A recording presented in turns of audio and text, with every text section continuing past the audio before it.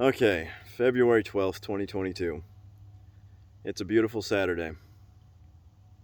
Just got back from soccer, and now it's time for me to complain about people on the left. Again, I don't even know if I'm complaining about people at this point or just ideologies that kind of take over. But today's climate change, I'm just going to complain about how it's this inevitable thing that's going to happen in the future. They're going to use climate change, the idea, the narrative, the story, the concept, in order to pass rules that are going to affect my life. They're going to start passing rules that say, oh, you can't burn gasoline this much, you can't drive this much, you have to stay in your house this much. Same thing they did with COVID. It will look exactly like it did with COVID, but it'll be about climate change. And it hasn't happened yet, but I know it will. And it's frustrating to me. Even here in North Carolina, where I moved, I got out of California because they were talking about, there was a bill they were going to pass that was going to limit the use of gasoline-powered chainsaws. Because, those chainsaws are really, that's what's driving climate change, is all these people cutting down. Well, the cutting down of trees, really, you'd think would be the real problem, but, you got to build houses out of something. But anyway, part of the reason I'm thinking about this is because Rogan just had on a guy who is very credentialed, a very legitimate source of information by all measures, right? He has all of the pieces of paper that say he knows things. He's worked in positions that you would think makes him qualified to talk about this. He was in Obama's administration, so he's not, but unfortunately, he doesn't go along with the narrative. So obviously, he's a racist, white supremacist, something, right? Like, that's what they're going to do. Same thing with COVID. If you're a COVID skeptic, if you didn't get vaccinated, you're a white supremacist.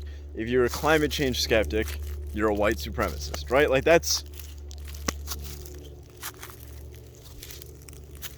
I'm educated. I have a degree. And for most of my life, probably from 7th grade to about 24 or 25, more than a decade of my life, I was completely on board with the narrative. I was thinking, yeah, we need to stop these oil companies. We need to stop using we need to start using electric cars. That's why I liked Elon so much and his battery-powered cars and all this stuff, solar panels. Very on board with all that stuff. I'm very on board with the technological futuristic aspect of transitioning off of carbon-based fuels. To me, that's perfect. Elon makes the argument better than anybody else ever has, which is, it's an easy argument to make, but yeah, we're gonna run out of gas, so we eventually have to switch off anyway. You might as well do it now, especially if we're poisoning the air with it. But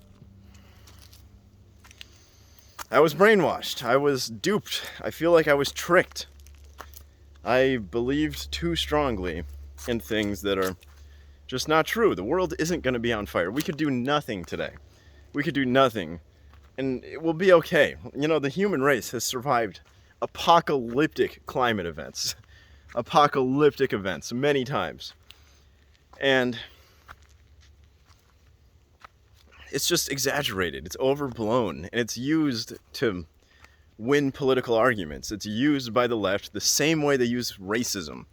It's fake compassion. They go, oh, we have to do this. Vote for me and I'll help black people. Vote for me and I'll help the trees. Vote for me and I'll help, it's always fake compassion just for political gain, and it's just, these are luxury beliefs. These are things that people believe who are wealthy and educated. They're like the left-leaning elite people who can afford to have beliefs that are nonsensical, really.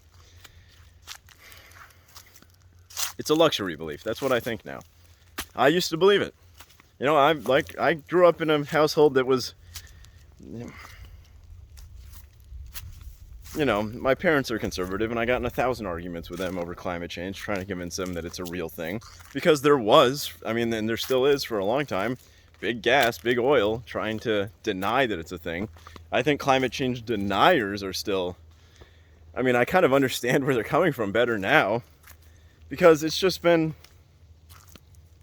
I guess my stance, if I can just say it quickly, it's like, yes, we are burning a lot of carbon-based fuels, and it is changing the atmosphere. But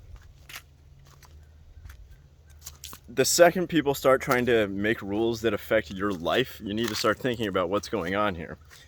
if these governments start saying, hey, we need to restrict how much you can drive, how often you can leave your house, like, I don't think it's that unrealistic, or I don't think we're that far away from having the government start to say, oh, today's a especially active day for the climate, you gotta not drive more than 10 miles today, and they're gonna like try and restrict that. And the way they're building cars, where they can have like dead switches that they can control from some central location, it's like, we're just headed in that direction, clearly. They're gonna use it the same way they use COVID. COVID and climate are both globally, global narratives that can be used to control people. And that's what is scary. If I could trust the government, if I could trust all the institutions, then I would be down for whatever rules, right? Like, I still think that the tiniest carbon tax would be a good idea. The tiniest carbon tax. Like the smallest possible tax that directly applies to every time you release a carbon atom into the atmosphere. Really. Which, now that I think about it, what happens if you breathe? It doesn't include breathing. Anytime you burn something. But anyway. Yeah, I was just listening to Rogan's podcast. He had Coonan, I don't remember what his last name is, something like that, who was just talking about how, this is it's just being wielded as a political tool, and there's no way to argue with people about it, because anytime you argue, you just get called ignorant, you get called evil. You're either ignorant, you're either like a dumbass right-winger, who doesn't know anything about anything. You just think God made the planet, blah, blah, blah. You're just some idiot, right? That's what they're going to call you. Some uneducated, ignorant moron. Or they're going to call you a white supremacist, racist, you don't care about the people of color who live on the Pacific Islands who are going to be affected by there's always... I started to hear that a lot in California, in Los Angeles, and during COVID, right? Because I was still going around hanging out with people if I could. And I talk to a lot of people. I try to start conversations with like everybody sometimes when I'm in a certain mood. And I start controversial conversations, and I kept hearing that really climate change is really going to affect brown people. Climate change is really a white supremacist thing, because the people of color are going to be affected more harshly. Just like with COVID, people of color are more likely to die, which is actually true from COVID, as far as I could tell. But it's the same, it's just like they're wrapping up all these compassion things, right? It's always about compassion. Don't you care about the brown people? Don't you care about the trees and the frogs and the birds? It's like, fuck you guys. You don't give a single fuck. You're just doing this for political power. That's what I think. That's what I think. So, yeah, it's like, if I could trust everybody involved was telling the truth and acting honestly and actually was doing what their job description was, then I'd be like, okay, yes, let's work on some solutions for climate change. But there's really only one person I trust to think rationally about this, and that's Andrew Yang. I mean, as a political leader, to think rationally about this. He's the only person he's still the only candidate that I would vote for president. So, every single video I make, I come back to Andrew Yang. Every single one. Well, not all of them, but a lot of them. UBI is a better solution for climate change than almost all the other solutions people keep talking about. It doesn't sound like it would help climate change, but it really, really would. We enact UBI, we get closer to solving climate change. And I don't want to have to make that argument over and over again, so I'm not going to make it. But it's true. UBI, if implemented, would put us closer to combating climate change. So the only people who don't agree with that, well, nobody really seems to agree with that, right-wingers and left-wingers. Someday, all right, this is now a UBI video. I'm now talking about UBI. Forget climate change. Someday, people are going to catch up to this, and they're going to understand UBI was a good idea. And I get to have the biggest I told you so on the planet to every single person. So, that's what I think. I've been fighting for UBI since 2019. I've been very firm about it. I have said from 2019, I've said the number one priority of our country is universal basic income. That's what I keep saying. It is the most logical, the most rational policy to put in place. It solves so many problems. It combats so many problems. It's the beginning of solving so many problems. And it's a right wing, and it's apolitical. It's outside of right or left. It doesn't, Republicans should want it, Democrats should want it, everybody should want it, no matter what. That's, anybody who doesn't think UBI is not number one is wrong. That's just how it is. Anybody who puts any other policy above UBI is wrong. If you're talking about national policies. So I just keep saying that. And I'm going to keep saying it. And eventually we'll pass UBI and people will be like, wow, this is a really good idea. Wow, why didn't we do this sooner? So, and then I'll be like, hey, I was talking about it. And people will be like, yeah, but we didn't. You're not president. Nobody gives a fuck what I think. 53 subscribers on YouTube. I got another, a couple weeks ago, I was at 50.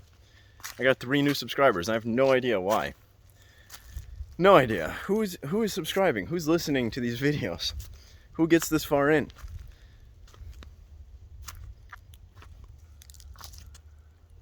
Such a beautiful day today. I got to play soccer today finally. Outdoor soccer. Life is always better after running around. Always. Running makes life better. Exercise makes life better.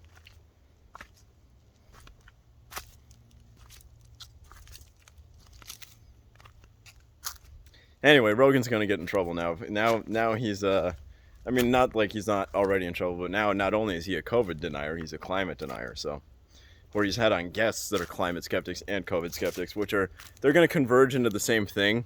They're kind of like the same concept. They're both global, kind of mysterious forces that sort of affect everybody, and they can be used to apply rules to people. That's what it is. It's what it is.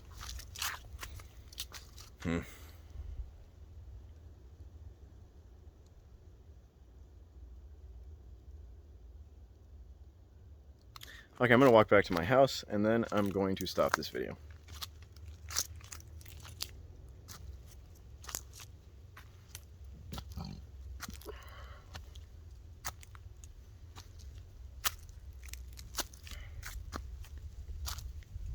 It's going to snow tomorrow, which is crazy. It's like 65 degrees right now.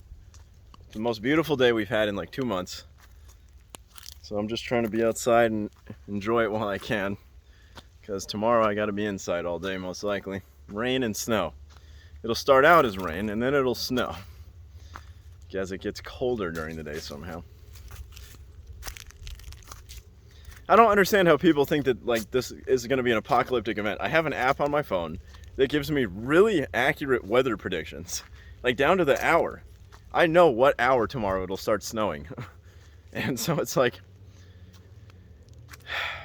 Our ancestors survived truly apocalyptic weather events, truly. Meteors smashing into the ground, covering the sky in dark clouds, volcanoes exploding, covering the sky in dark clouds, gigantic earthquakes, tidal waves, ice ages, droughts. They've survived all these things, and it was terrible for some of them. It was terrible, and it's not like... we could have an apocalyptic event right now and I'm going to survive. That's why I got myself a well. I'm trying to become as self-sustaining as possible. I don't have solar panels up. That's going to take me a few years to get going, but the idea is to get this place into a state where the apocalypse can happen and I'll be able to survive. Me and my children and my, going downwards for centuries. As I pass this down in the year 2300, when you're watching this video, you'll be like, he did it. He did it. We'll see.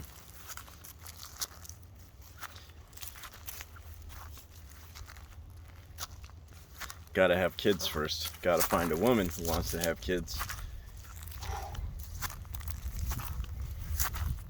So many women won't have kids. I keep coming back to this issue because it's like the number of times I've had this conversation now where it's, oh, I'm going to wait till my 30s and then I'm going to adopt. Like, that is such a common thing.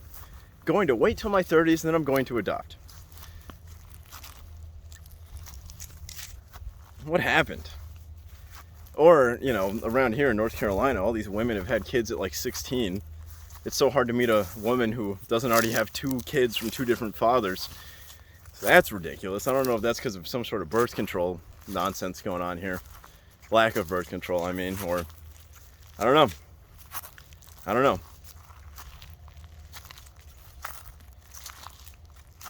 People are being brainwashed by things.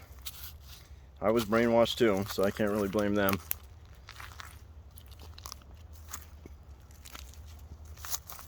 I think I'm going to show this one part of the land again. I said this in a previous video at some point, but this spot right here that I'm currently on, if you look behind me, big flat area, this is where I'm going to build the dream house someday. It's going to look, I don't know what it's going to look like yet, but that's where it's going to be. Right here. There's... All right.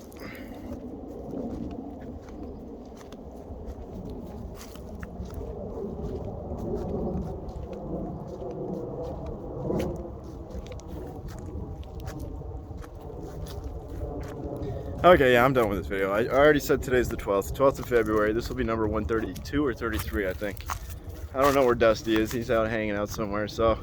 Okay, I'm done. See you later.